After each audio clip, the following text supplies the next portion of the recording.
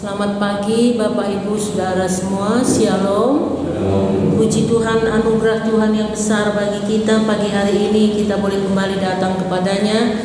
Tuhan memberikan kita kekuatan, kesehatan, kesempatan untuk kita dapat datang menyembah Dia dan mendengar firman-Nya. Kita akan naikkan pujian kita dengan pujian seperti Rusa Rindu Sungaimu dalam buku pujian kita nomor 77.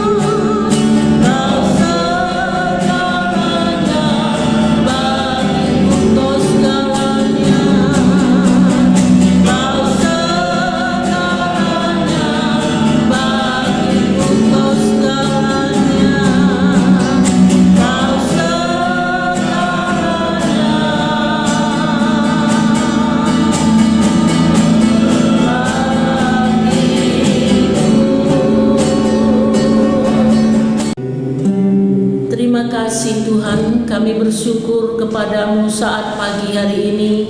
Engkau sungguh baik dan sangat baik. Sungguh luar biasa kasih-Mu, pertolongan-Mu dalam kehidupan kami. Sampai hari ini kami ada di dalam perlindungan Tuhan. Kami ada di dalam berkat Tuhan. Tuhan selalu menopang kami.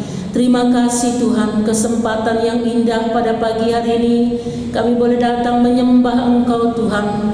Kami akan bersama-sama merenungkan kebenaran firman-Mu. Mari Tuhan, Engkau bekerja melalui pemberitaan firman Tuhan pagi hari ini, sehingga firman Tuhan yang kami dengar dapat menguatkan kami, menyadarkan kami, meneguhkan iman kami, dan membuat kami sadar bagaimana kami seharusnya hidup sebagai orang yang sudah ditebus oleh Tuhan. Berkati kami semua, pengurapan-Mu mengurapi kami, terlebih kami yang menyampaikannya. Terima kasih Tuhan, kami percaya Tuhan sudah menyediakan berkat buat kami melalui kebenaran firman Tuhan pada pagi hari ini. Dalam nama Yesus kami berdoa dan bersyukur. Haleluya. Amin. Puji Tuhan, kita akan bersama-sama merenungkan kebenaran firman Tuhan pagi hari ini. Kita akan membuka Alkitab kita di dalam 1 Petrus pasal 4 ayat 7 sampai dengan ayat yang ke-11. 1 Petrus pasal 4 ayat 7 sampai dengan ayat yang ke-11. Saya akan membacakan ayat-ayat ini. Hidup orang Kristen. Kesudahan segala sesuatu sudah dekat. Karena itu kuasailah dirimu dan jadilah tenang, supaya kamu dapat berdoa. Tetapi yang terutama, kasihilah sungguh-sungguh saudara akan yang lain, sebab kasih menutupi banyak sekali dosa. Berilah tumpangan seorang akan yang lain dengan tidak bersungut-sungut. Layanilah seorang akan yang lain sesuai dengan karunia yang telah diperoleh tiap-tiap orang sebagai pengurus yang baik dari kasih karunia Allah. Jika ada orang yang berbicara, baiklah ia berbicara sebagai orang yang menyampaikan firman Allah. Jika ada orang yang melayani, baiklah ia melakukannya dengan kekuatan yang dianugerahkan Allah, supaya Allah dimuliakan dalam segala sesuatu karena Yesus Kristus. Ialah yang mempunyai kemuliaan dan kuasa sampai selama-lamanya. Amin.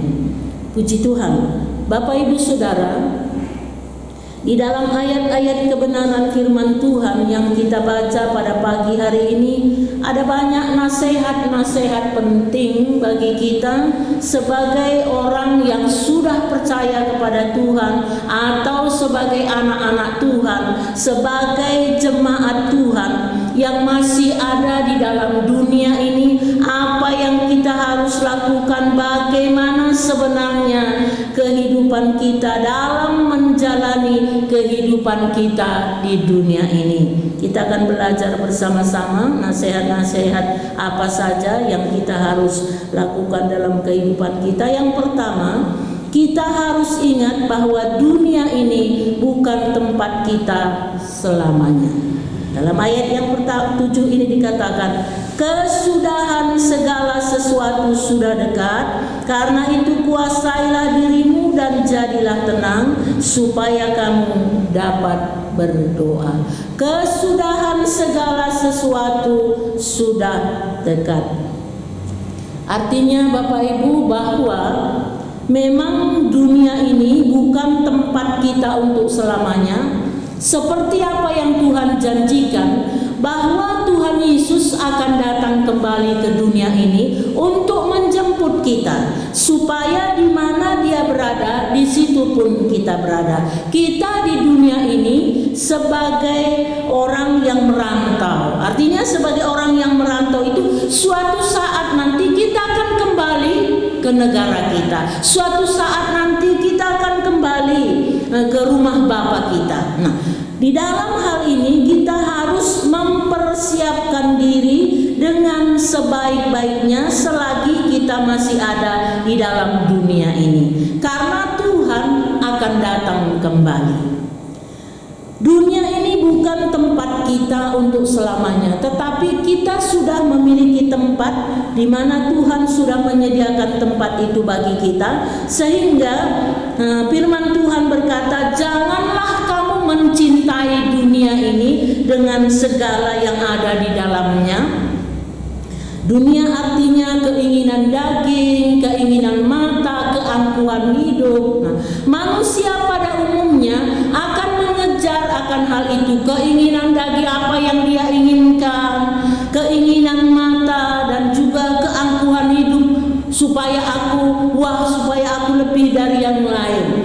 Tetapi kita harus sadar bahwa kita ini adalah milik Tuhan.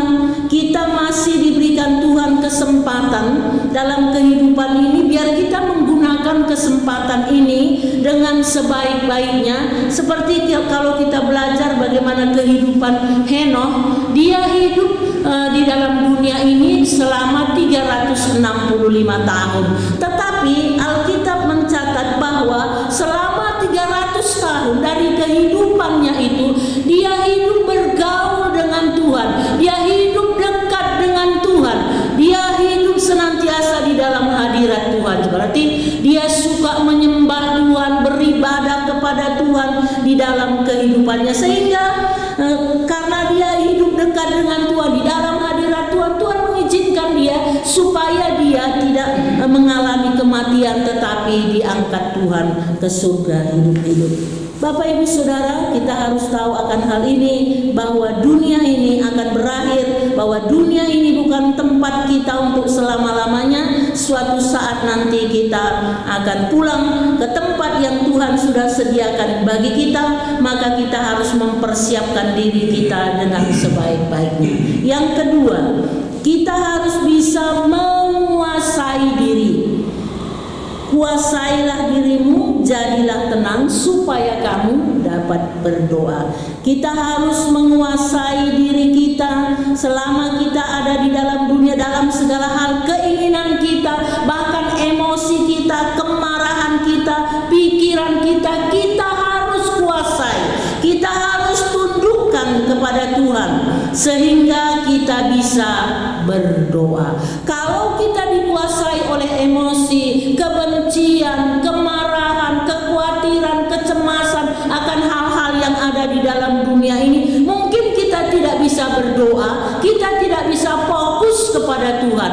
Maka kita harus menguasai diri kita, menguasai emosi kita, menguasai pikiran kita sehingga kita tenang. Kalau kita tenang, hati kita bersih, maka kita bisa berdoa dengan sungguh-sungguh, menyembah Tuhan dengan sungguh-sungguh, sehingga di dalam kehidupan kita setiap hari kita bisa tenang dan kita bisa menguasai diri kita. Kalau kita tidak bisa menguasai diri kita, banyak hal yang mengacaukan hati kita, mengacaukan pikiran kita. Tetapi kita menundukkan kepada Tuhan, kepada firman Tuhan, kita ingat firman Tuhan, kita ingat akan kasih Tuhan kepada kita, kita ingat tujuan kehidupan kita, sehingga kita bisa tenang dalam menjalani kehidupan kita setiap hari. Lalu yang ketiga, biarlah kita hidup saling mengasihi satu dengan yang lain, dan juga saling mengampuni, saling menerima sebagai keluarga Allah. Bapak Ibu, kita sadar bahwa kita bukan manusia yang sempurna. Kita bisa melukai hati orang lain, dan juga kita bisa dilukai, disakiti oleh orang lain.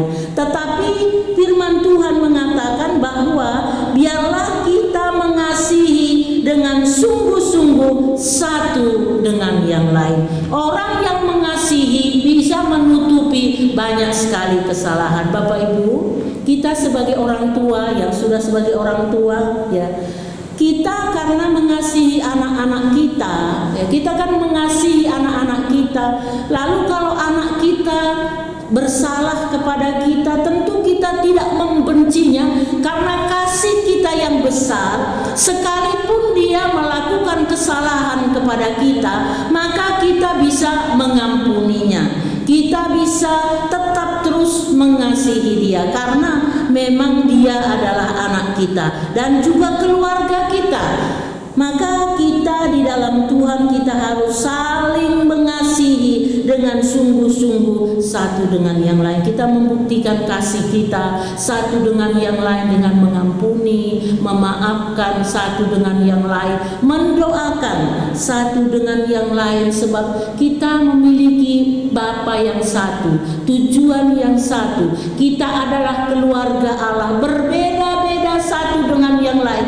Karakter kita berbeda satu dengan yang lain, karena memang kita tinggal mungkin dibesarkan dengan keluarga yang berbeda-beda satu dengan yang memang kita berbeda. Tetapi kasih Kristus mempersatukan kita. Firman Tuhan menjadi pedoman dalam kehidupan kita bersama. Bukan kita berkata, oh aku gak bisa seperti itu, tetapi kita menundukkan diri kepada firman Tuhan. Itulah yang menjadi pedoman kehidupan kita, sehingga kita bisa saling mengasihi satu dengan yang lain, saling memaklumi, bisa memaklumi satu dengan yang lain dalam kehidupan kita. Lalu selanjutnya kita saling menolong satu dengan yang lain tanpa bersungut-sungut, membantu dengan ikhlas. Kita bisa menolong satu dengan yang lain. Mungkin ada yang bisa menolong, membantu dengan materi, dengan keuangan. Tetapi kalau kita tidak bisa dengan keuangan, mungkin dengan kita menasehati, dengan kita mendoakan satu dengan yang lain. Kalau bisa kita mau menolong dengan materi juga yang kita miliki, bisa kita saling menolong satu dengan yang lain. Sebab itulah yang Tuhan kehendaki bagi kita, tanpa bersungut-sungut. Kita berkata, oh kamu kok seperti itu, makanya kamu harus rajin bekerja, kamu harus berusaha supaya kamu berkecukupan dan lain sebagainya. Kamu selalu seperti itu. Tentu tidak. Apa yang bisa kita lakukan untuk menolong satu dengan yang lain? Kita melakukannya dengan hati yang tulus dan juga melayani Tuhan dan sesama sesuai dengan kemampuan yang Tuhan beri kepada kita masing-masing. Kita melayani Tuhan. Apa yang bisa kita lakukan di gereja ini? Kita lakukan. Kita melayani sesuai dengan bidang kita masing-masing. Kita lakukan itu dengan sungguh-sungguh. Kita mengerjakannya, mungkin kita melakukannya itu dengan sesuai dengan kemampuan kita. Kita tidak bisa seperti orang lain. Mungkin ada orang yang pintar mimpin pujian, pintar main musik dan lain sebagainya. Tetapi sesuai dengan kemampuan yang Tuhan beri. Apa yang Tuhan beri kepada kita, kemampuan kita lakukan untuk kita melayani Tuhan, melayani sesama dengan sungguh-sungguh. Dan juga biarlah yang penting perkataan kita jadi berkat bagi orang lain. Di dalam ayat yang ke-11, jika ada orang yang berbicara, baiklah ia berbicara sebagai orang yang menyampaikan firman Allah. Jika ada orang yang melayani, baiklah ia melakukannya dengan kekuatan yang dianugerahkan Allah, supaya Allah dimuliakan dalam segala sesuatu karena Yesus Kristus. Ialah yang mempunyai kemuliaan dan kuasa sampai selama-lamanya. Bapak Ibu Saudara, biarlah perkataan kita setiap kali kita berbicara, firman Tuhan berkata seperti kita menyampaikan firman Tuhan. Artinya ucapan kita, perkataan kita itu membangun. Karena firman Tuhan itu sekalipun mungkin keras, itu untuk membangun, untuk memperbaiki kesalahan kita. Demikian juga kita sebagai anak-anak Tuhan, kita sebagai jemaat Tuhan, biarlah setiap perkataan kita, ucapan kita harus berpikir terlebih dahulu, apakah kata-kata kita, ucapan kita itu membangun atau melukai atau melemahkan sesama kita.